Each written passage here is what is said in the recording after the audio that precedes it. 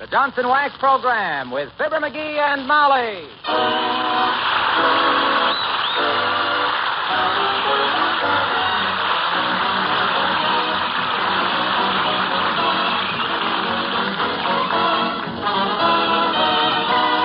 The makers of Johnson's Wax products for home and industry present Fibber McGee and Molly with Bill Thompson, Gail Gordon, Arthur Q. Bryan, and me, Harlow Wilcox. The script is by Don Quinn and Phil Leslie. The music by the Kingsmen and Billy Mills Orchestra.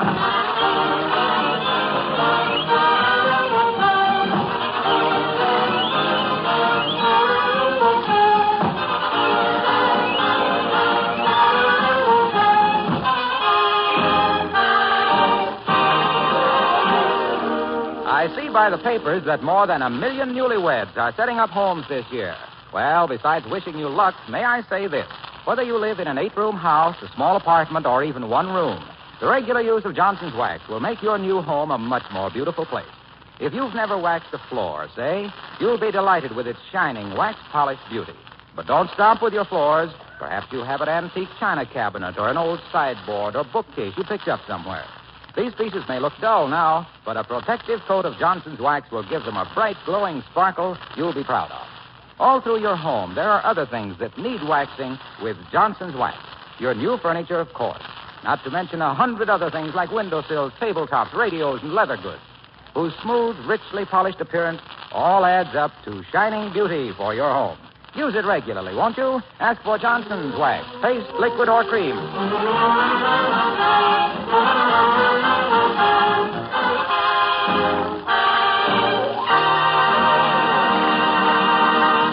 When a woman sees her so-called better half coming dashing up the front walk, hatless and wild-eyed, a newspaper in his hand, she can be safe in assuming that something has popped or is about to.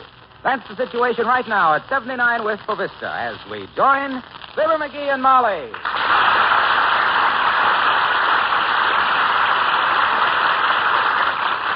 Heavenly days. Look at the lad run. He hasn't moved that fast since he got his muffler caught in the taxicab door.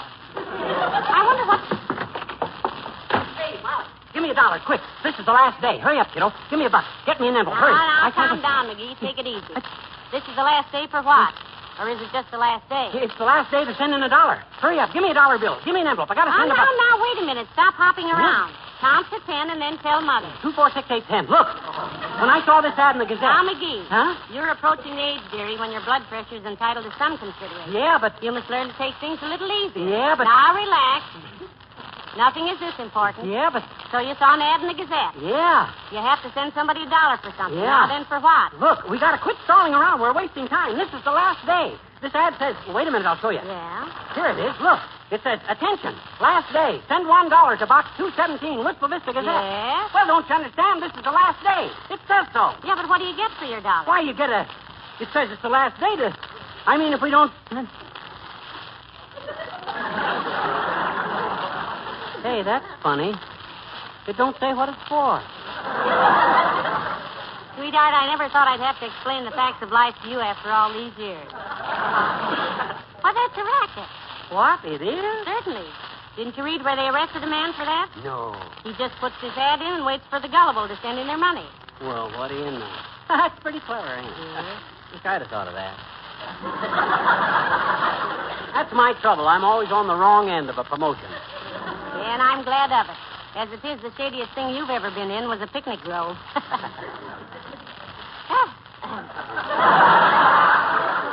Well, now that we've taken care of that and saved $1, is there anything else new in the paper? Nah, just the usual stuff. Election news, labor trouble, and football scores. Politics, pickets, and fun. Whose picture's that on page 3? Huh, where? Oh, Ronald Colman. Oh, my favorite actor. You know, I went to see Aerosmith so many times. I started using ether for perfume. What's the news about him? Nothing much. Says he's got to get away from Hollywood for rest. Says he... Come in. Mr. McGee here. I'm Mr. McGee, Bud. State your business briefly. I'm a busy man. Telegram. I'll take it. Thank you. Sign here. Okay. There you are. Well, what are you waiting for? I realize, sir, that the custom of offering gratuities for services rendered is considered undemocratic and inclined to undermine the spirit of free enterprise, but who am I to fly in the face of established tradition? What's this little mug talking about? A tip, dearie. Huh? Oh, yeah. Oh, I get it. Well, here you are, Bud. Here's a dime. A dime? Gee, won't Mother be pleased? Now I can get her that string of polo ponies. 10 cents sure looks big to kids his age, don't it? He thinks he can buy horses with it. I remember when I was a lad, Where's Olive. the telegram from, dearie? Open it up. Oh, I can't open it. It ain't addressed to me. It just says, oh, my gosh. This isn't a coincidence. It says, Ronald Colman, care of Mr. and Mrs. Fibber McGees, 79 Wistful Vista. Hold for arrival. Hold for What's that? Ronald Colman coming here? Looks like it. But why? He doesn't even know us, dearie. He knows me. I got his autograph once at the Union Station. I told him if you ever wanted to get away for a good rest, to drop in for a week or so. I say, this is jolly good of him, old girl, what? Be rousing sport, won't it, showing the old chap about the village? You've been playing too much pool, dearie. Some of the English has come off on you. But what I don't understand, McGee, is just why. Blimey, that must be the blighter now.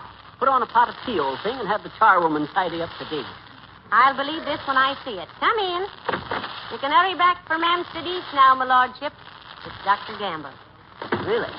The physician chap? Good day, old boy. Glad you could pip in, Pop-Up. Glad you could pop in, pip-pip.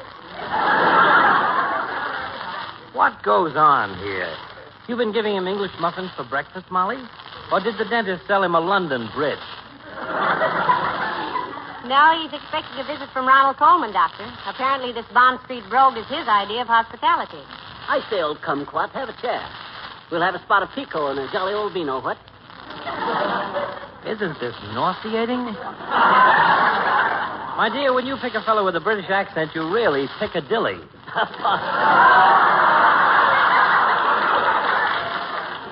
By Jove, old boy, that was a ripper. Piccadilly, he says. Oh, blast me, I shall have to write a letter to the Times. Dearie, you have no idea how awful you sound. Why can't you just be your old corny self? In the first place, bag britch, you have about as much chance of a visit from Mr. Colman as I have from the stork. What am I saying? I meet the stork every day. And if you'll mind your manners, Gargles, you can meet Ronald Colman in person right here, right today. A wire came here for him a while ago. Strangely enough, it really did, Doctor. Yes, Addressed to him, care of us. Saying hold for arrival. If you're not too busy, drop in later, huh? I'm afraid I will be, my dear. As I told Mr. As I told one of my patients... We heard you the first time, you big Romeo. Neglecting your practice to shilly-shally around with Fifi, eh? Do you ever stop to think you might wind up with a ring in your nose, lover boy? Why, you little gutter snake. I ought to tear you... Now, boys. Remember, Santa Claus might be listening. But I think Doc, you ought to know what Latrivia is saying about him. I haven't the slightest interest in what Yes? He says the best way he can sell himself to Fifi is to let her go out a few times with you. What? He says you're groomed like a country road. You smell like a fracture ward, and you act like an underprivileged Zulu. Now, McGee, I don't believe he ever... Oh, he said that, did he? Yeah. By George, if I ever... That's probably for me, my dear. I'll get it. Hello, Gamble speaking. Yes? Well, offhand, I'd say your trouble was circulatory. Better drop in my office in the morning. Yes. You say you feel warm when you stand up, but get cold when you sit down. Uh-huh. Well, I'll see you in the morning, Mr. Winterbottom.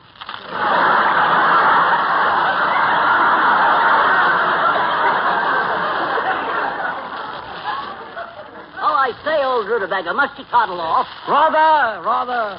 Have a jolly visit from the cinema chap, won't you? Tally-ho, my dear. And I'll see you next Noel, coward.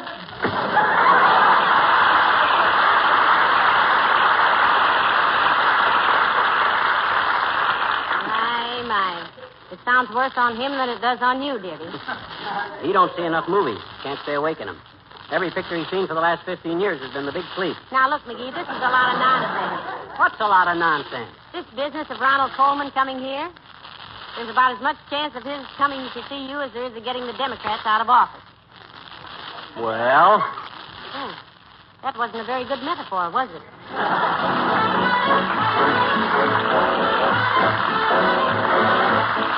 Billy Mills from the orchestra, and Why Does It Get So Late So Early?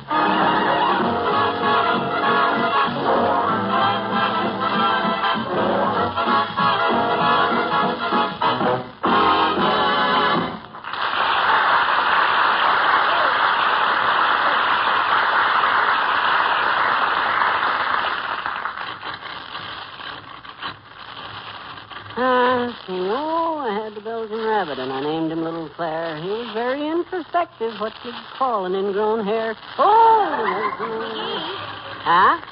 what are you doing with my meat grinder? Grinding up some old cigars to make pipe tobacco for when Ronnie Colman... You like pipe tobacco. I got enough now to take care of him for quite a while. If it's your own cigars you ground up, it'll take care of him permanently. And by the way, Yes? are you going to call Mr. Colman Ronnie? Isn't that a little presumptuous? Look, kiddo, for the dough I've shoved through box office windows to see that guy fly to Shangri-La, I can call him Ignat. You see, Hey, maybe that's him. Hand me that copy of Dickens' Christmas Carol. Thanks. Here, you take this. It's Punch. Thanks, but I'm not thirsty. It ain't a drink.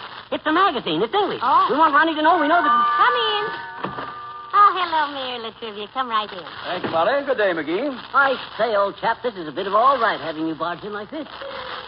I beg your pardon. Says he's glad to see you, Mr. Mayor. Yes, do have a chair, old pumpkin. I hope the mater and tater are well. That you're getting along handsomely with that bit of fluff from the theater. Right? I don't quite know what's going on here, Mrs. McGee, but I think your husband is confused. He doesn't want to see me. With those adenoids, he wants Dr. Gamble. Well, McGee's expecting Ronald Colman this afternoon, Your Honor. He's just practicing up to talk Mr. Coleman's language, he thinks. Really? Ronald Colman a friend of yours, McGee? Oh, quite right. Old school tie, you know. You'd better loosen it, dearie. I think your old school tie is strangling you. Coming up to spend the fortnight, Ronnie is. We of the English colony, you know. By Jove, this is interesting. I didn't know you were English, McGee. That makes two of us. I didn't know it either.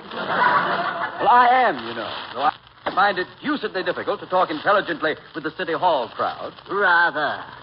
Of course, one can always discuss literary matters with one's secretary.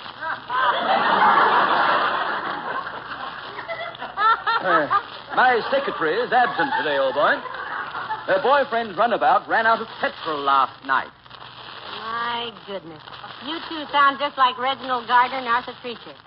We do? As done by Abbott and Costello, then. I say, that's most amusing. But how about scrounging up a bit of refreshment, old gal? Give the Lord Mayor a spot of oolong and a lumpet. The word is trumpet, dearie. It is? I thought crumpet is what you do to your partner's egg. That's trumpet, McGee. Go on. A trumpet is a bugle with knobs on it. Why should I ask my wife to give you some tea and a bugle? That's ridiculous. Yes, I quite agree. Let's drop the whole thing, McGee. Okay. How's tricks down at the City Hall, Latriv? You stealing much? What? time from your work to see Fifi, I mean. I figured you'd be with her a lot after what Doc Gamble said. You know what he said? Oh, now, McGee, don't start. I'm not the least bit interested in what Dr. Gamble says about Miss Tremaine and myself. Of course not. What did he say? Doc says the best way he can sell himself to Fifi is to let you go out with her a few times. He says you're about as well-groomed as an alley cat. You got an air about you like a livery stable, and you act like an underprivileged buffalo. Oh, he said that, did he? By Jove, McGee, were there any monkeys in your family tree? Not that I know of, but why? Then why do people like you always carry tails? Good day.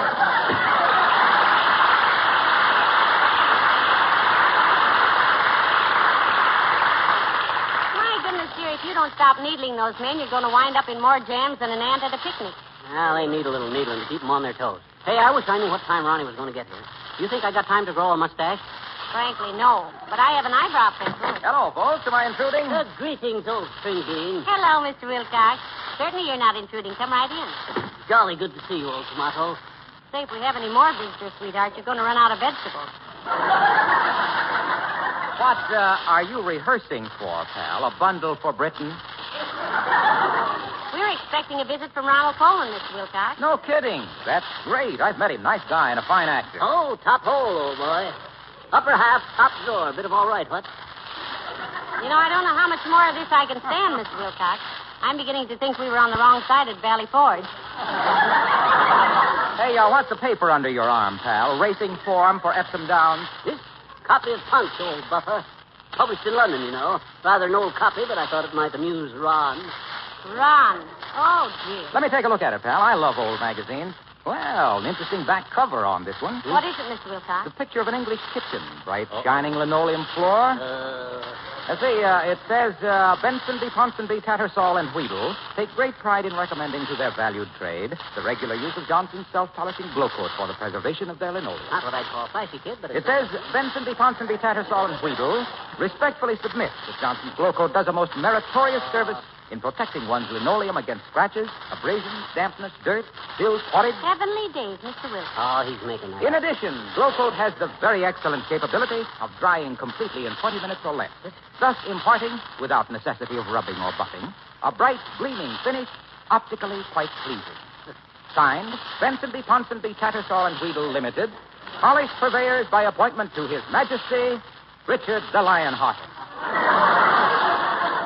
My goodness, old firm, isn't it? Yeah. Well, hey, look, pal, if you do see Ronnie, remember me to him. Where'd you meet him, Mr. Wilcox? Oh, we were going around with the same girl. My gosh, Waxy. Really? Yes. Sure, his wife, Benita. Ooh. We were in a revolving door at the Waldorf. See you later, sir. Revolving door. He must have been born in a revolving door. He tells the dizziest. Oh, hey, Molly, what's going to be for dinner when old Ronnie gets here? How about some Skittles? Englishmen love Skittles. I never cooked a skittle in my life, McGee. I've got some wonderful steaks in the icebox, though.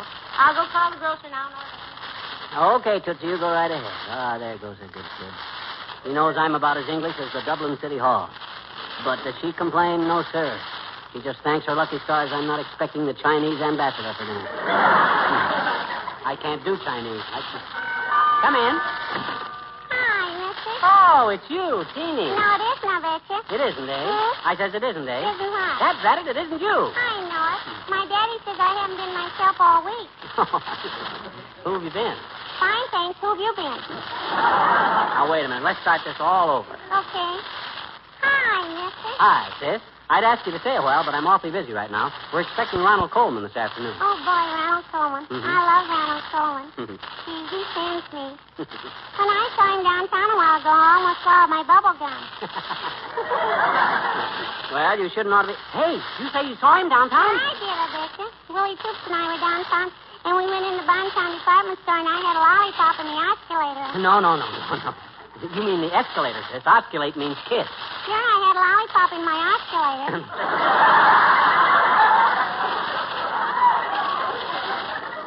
And I was riding on the escalator, and all at once there he was, and he spoke to me. Ronald Colman?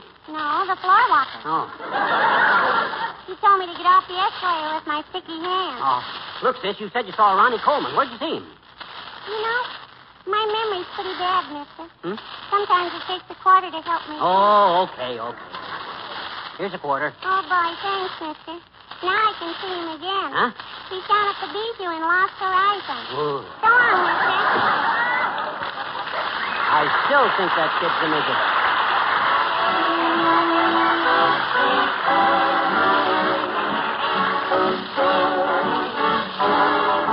The King's Men singing Sooner or Later. Sooner or later you're gonna be coming around, I'll bet you that I get you. You wait and see. Sooner or later you'll want to be hanging around, I'll let you. I bet you if I let you, you'll baby me. You're gonna knock on my door. You did it before. Matter of fact, I don't know exactly when, but sooner or later you're gonna be coming around and want my loving again. Sooner or later you're gonna be coming around. I bet you do, and then I'll get you. I bet you that I get you. Just wait and see. Oh, sooner or later I know you'll be hanging around. I'll let you. I bet you I do, and when I let you, I bet you that you will baby me. You're gonna knock on my door. I don't know just when. You did it before. You'll do it again. Matter of fact, I expected you exactly then. Oh, sooner or later I knew you'd be coming around and want my loving again. Sooner or later I know you'll be coming around to get my loving again.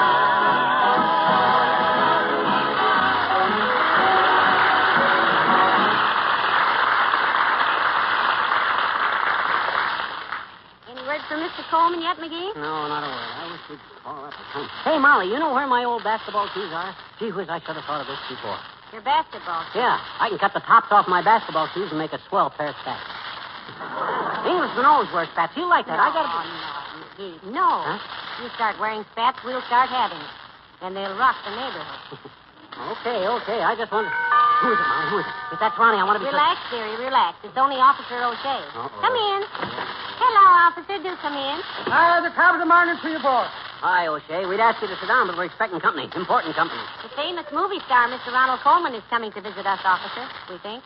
Ronald Colman. You wouldn't be meaning Ronald Reagan now. Him with the devilish glittery eye that has the Colleen standing in line at the door. No. Not Ronald Reagan. Oh, no? Well, what's the matter with a fine Irish lad like Ronald Reagan? Well, nothing, officer, nothing at all. We think he's wonderful. Sure we do. He just don't happen to be coming to see me, that's all. And an intelligent move it is, too. Ronald Colman is on his way over here. One of the greatest actors in the business. Good looking. English fellow. English, is he now? The shame of yourself, you Scot.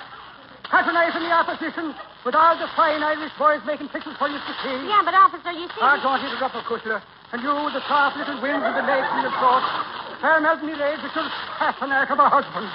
Look at the cut of him, the small scene. The triumphant loyal sons and daughters of Patrick O'Brien, Maureen O'Hara, Dennis O'Keefe, and that fine brass of a lad, Paul Mahoney.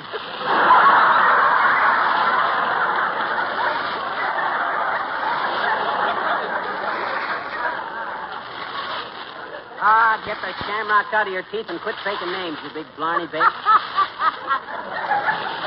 Ronald Colman was a great actor when you were still trying to learn that phony Irish brogue of yours. Tis breaking me heart, he is, Mahoney. Turn his back on such stalwart sons of Erin as Charlie O'Boye. Ignoring that fine young singer, him with the blood of the black Irish in him, and the young girls kicking each other in the bobby socks and tearing the buttons off his coat. Which one is that, officer? That Johnny Brass of a baritone, Francis O. Sinatra. Look, Okay, I'm getting... Stand out of me way, you dirty informer. I'm going down to a movie to apologize for you to the prettiest Irish Colleen that ever tripped over a tripod, and I tripped over me broad.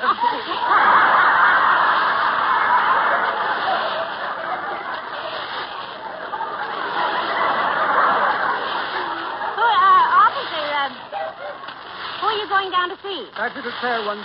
Her with the gold of a Colman sunset in her hair and the blue of the lake the Killarney in her eyes. That pretty little Colleen. Ingrid O'Bergman. Ingrid O'Bergman? The same. Give me regards to your Ronald Patrick O'Colman, McCushla, and may your cows never go dry.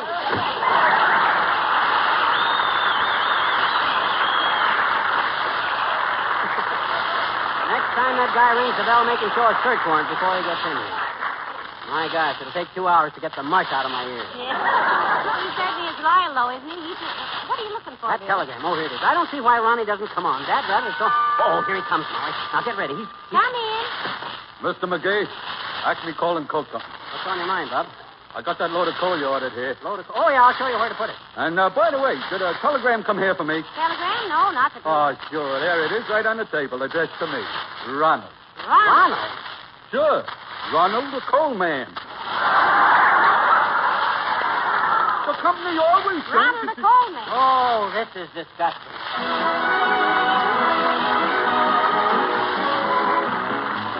While you were doing the dishes tonight, did you happen to notice your kitchen linoleum was beginning to look a little faded and dull? You know, there's a very simple remedy for that trouble. Johnson's Self-Polishing Glow Coat. Glow Coat requires no rubbing or buffing and very little work on your part. Yet this fine floor polish quickly gives faded linoleum surprising new life and sparkle. You apply it, let it dry, and right away, Glow Coat restores almost all of your floor's original beauty.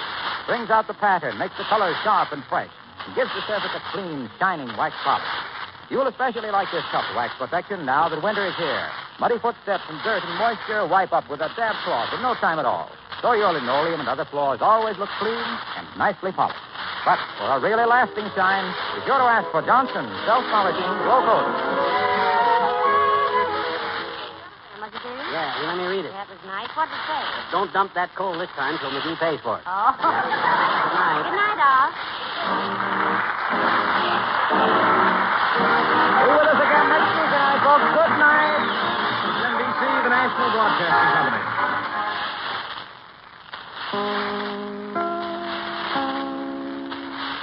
This is Chicago, WMAQ.